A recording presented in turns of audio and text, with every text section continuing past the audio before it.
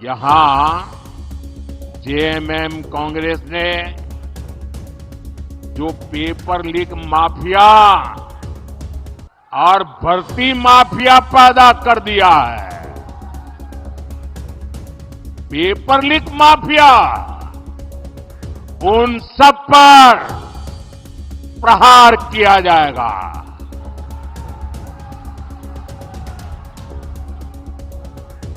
सबके सबको पाताल में से ढूंढ करके जेल के हवाले कर दिया जाएगा।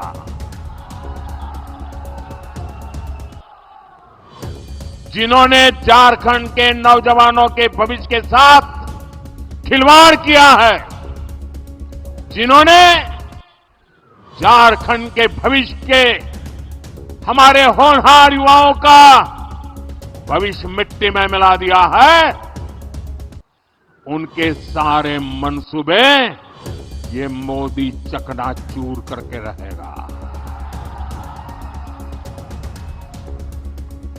साथियों, झारखंड के हमारे बहन बेटियों का जीवन आसान हो, ये मेरी प्राथमिकता है। हमारी सरकार की योजनाओं से बहनों को शौचालय मिले, बैंक में खाते खुले, गर्भावस्था के दौरान सीधा उसके खाते में पैसा पहुंचा। अब झारखंड भाजपा ने आपको, मेरी माताएं बहनें, बड़ी नम्रता के साथ मैं आज आपकी सेवा में आया हूं और भाजपा ने आपको गोगो दीदी योजना का वायदा किया है। झारखंड की मेरी माताएं बहनें, ये मोदी की गारंटी है, सरकार बनने के बाद गोगो दीदी योजना लागू हो जाएगी। इस योजना से भी हमारी माताओं बहनों से बैंक खातों में सीधे पैसे जाएंगे, कोई बीच में बिचौलिया नहीं, कोई कटकी कंपनी नहीं, और वो माताओं बहनों के खाते में ही जाएंगे, ताकि घर को चलाने के लिए माताओं बहनों को काम आए। साथियों, अब हम झारखंड की बहनों को पहले गैस दिया, उज्ज्वला गैस का मुफ्त कनेक्शन दिया, और कुछ लोगों को लगता है अरे मोदी जी बहुत हो गया, तीसरी बार आ गए हो, आपने तो गैस का चूल्हा घर घर पहुंचा दिया, उज्ज्वला गैस दे दिया, अरे अब तो आराम करो। मुझे ऐसा कहने वाले लोग मिलते हैं, लेकिन मोदी ऐसे बैठने के लिए पैदा नहीं हुआ है। वो तो आपके लिए ही जीता है, और इसलिए पहले उज्ज्वला गैस सिलेंडर दिया, अब जैसे घर में पाइप से पानी आता है ना, अब झारखंड में पाइप से सस्ती गैस पहुंचने में मोदी लगा हुआ है।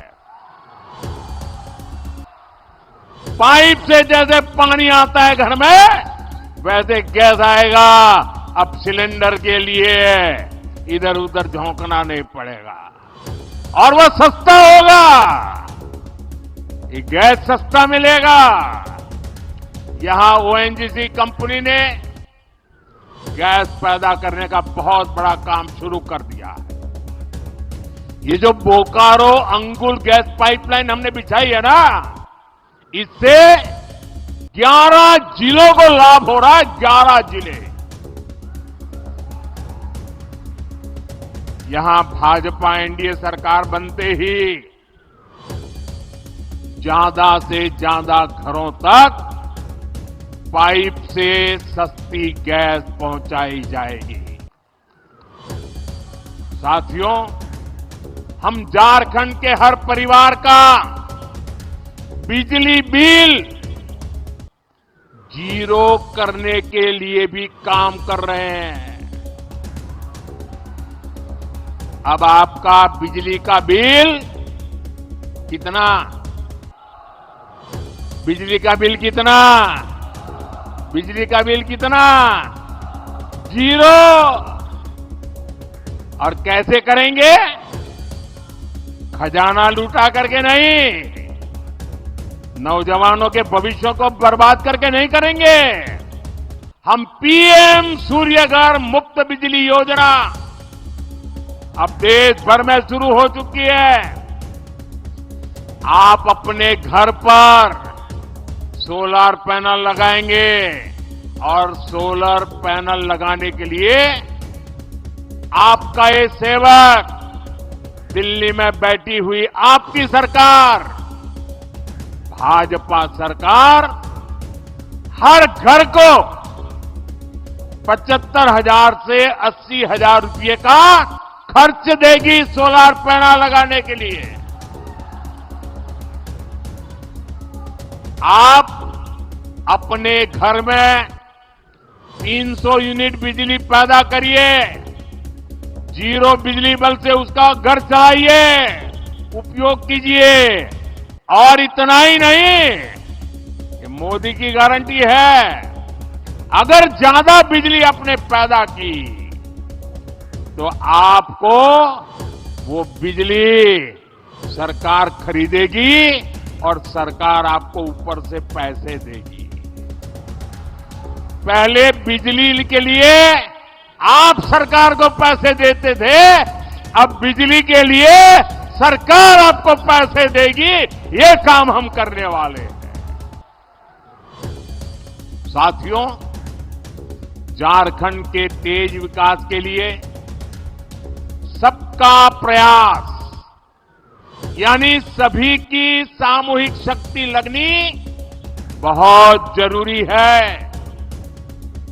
इसलिए आप सभी को कांग्रेस जेएमएम की एक बहुत बड़ी साजिश से सतर्क रहना है, सजग रहना है।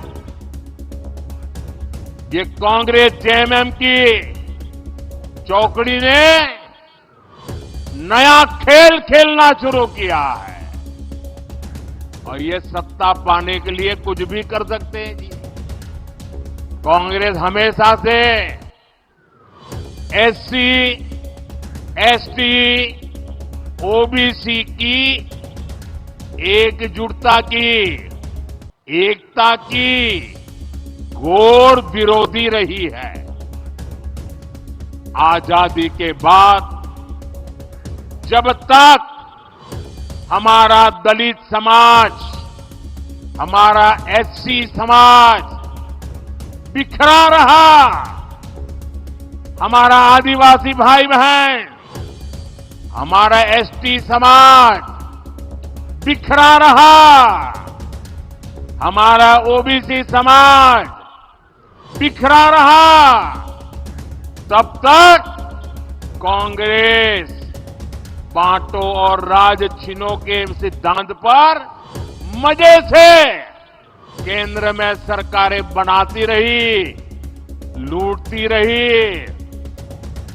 लेकिन जैसे ही समाज एकजुट हुआ, हमारे दलित समाज के भाई बहन एससी के रूप में उनकी पहचान बनी, आदिवासी भाई बहन एसटी के रूप में उनकी एक पहचान बनी, ओबीसी पिछड़ों के रूप में उनकी एक पहचान बनी, तो कांग्रेस उसके बाद कभी भी पूर्ण बहुमत के साथ केंद्र में अपनी सरकार कभी भी नहीं बना पाई। आप ये गणित समझिए, 1990 में ओबीसी समाज को आरक्षण मिला, ओबीसी की अलग अलग जातियों का संख्या बल एक साथ जुट गया, तो उसके बाद से कांग्रेस आज तक लोकसभा में 250 सीटें भी नहीं जीत पाई है। इसलिए कांग्रेस ओबीसी की सभी जातियां, ओबीसी की जो सामूहिक ताकत बनी है ना, उसको तोड़ना चाहती है और ओबीसी की ताकत को तोड़कर उन्हें सैकड़ों अलग अलग जातियों में बांटना देना चाहती है। अब जैसे यहां हमारे बोकारो धनबाद में, हमारे उत्तरी छोटा नागपुर में 125 से अधिक ओबीसी जातियां हैं। आज वो ओबीसी के रूप में जानी जाती है, उनकी पहचान ओबीसी है, उनकी ताकत ओबीसी है। और ये 125 जातियां, जैसे यहां यादव है, कुड़मी महतो है, तेली है, कोयरी कुशवाहा है, नोनिया है, बिंद है, सोनार है, राजभर है, प्रजापति कुम्हार है, माली है, मल्लाह है, पासी है, लोहार विश्वकर्मा है, चौहान है, नाई नाऊ है, भुइयार है, कहार चंद्रवंशी है, रोनियार पंसारी है। ओबीसी के तौर पर इनकी एकजुटता देश के विकास की बड़ी ताकत बना है। लेकिन कांग्रेस, जेएमएम वाले यहां यादव को कुड़मी से, तेली को कोयरी कुशवाहा से, नोनिया को बिंद से, सोनार को लोहार से, राजभर को प्रजापति कुम्हार से, माली को मल्लाह से, पासी को चौहान से, नाई नाव को भुइयार से और भुइयार को कहार चंद्रवंशी से ये आपस में लड़ाना चाहती है। ये चाहते हैं कि ओबीसी की छोटी छोटी जातियां खुद को ओबीसी मानना छोड़ दे और अपनी अपनी जातियों में ही उलझे रहे। मैं जरा आपसे पूछना चाहता हूं, क्या आप चाहते हैं कि यहां का ओबीसी समाज भी 125 टुकड़ों में टूट जाए? आपको मंजूर है? पूरी ताकत से बताइए, मंजूर है? ऐसा अगर टूट गए तो आपकी आवाज कमजोर होगी कि नहीं होगी? कोई भी नहीं चाहता है कि समाज बिखरे, समाज छोटे छोटे टुकड़ों में बढ़ जाए। और इसलिए हमें ये हमेशा याद रखना है, एक रहेंगे तो सेफ रहेंगे, एक रहेंगे तो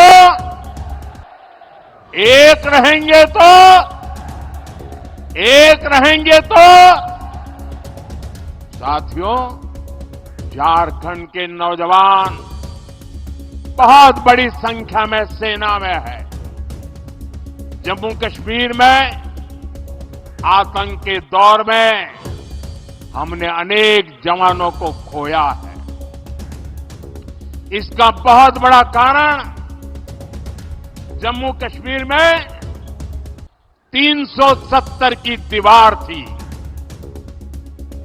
मोदी ने 370 की उस दीवार को हमेशा हमेशा के लिए जमीन में गाड़ दिया है।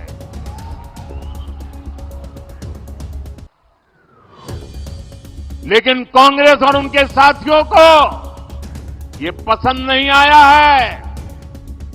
अब आपको पता नहीं होगा,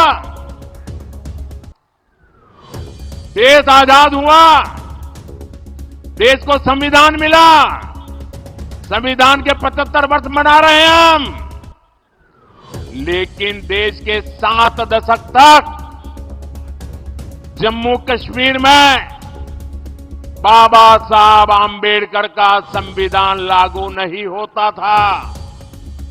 वहां आदिवासियों को आरक्षण नहीं मिलता था, वहां दलितों को आरक्षण नहीं मिलता था। 7 दशक तक जम्मू कश्मीर में अलग विधान चलता था। क्यों? इन्होंने 370 की ऐसी दीवार बनाई थी कि बाबा साहब आंबेडकर का संविधान वहां जा नहीं सकता था, पहुंच नहीं सकता था। मोदी ने 370 की दीवार गिराकर बाबा साहब आंबेडकर के संविधान को जम्मू कश्मीर में पहुंचा दिया, लागू कर दिया। आपने देखा होगा, अभी वहां चुनाव हुए, वहां के मुख्यमंत्री ने पहली बार हिंदुस्तान आजाद होने के बाद पहली बार जम्मू कश्मीर के मुख्यमंत्री ने बाबा साहब आंबेडकर के संविधान की शपथ ली है, पहली बार। ये बाबा साहब आंबेडकर को मोदी की श्रद्धांजलि है। अभी सरकार बनी है कांग्रेस और उसके साथियों ने, आते ही उन्होंने अपना खेल खेलना शुरू किया है। जम्मू कश्मीर विधानसभा में कांग्रेस और उसकी सरकार ने 370 फिर से वापस लाने का प्रस्ताव पारित किया है। और ये जेएमएम है, ये भी इनको समर्थन दे रही है।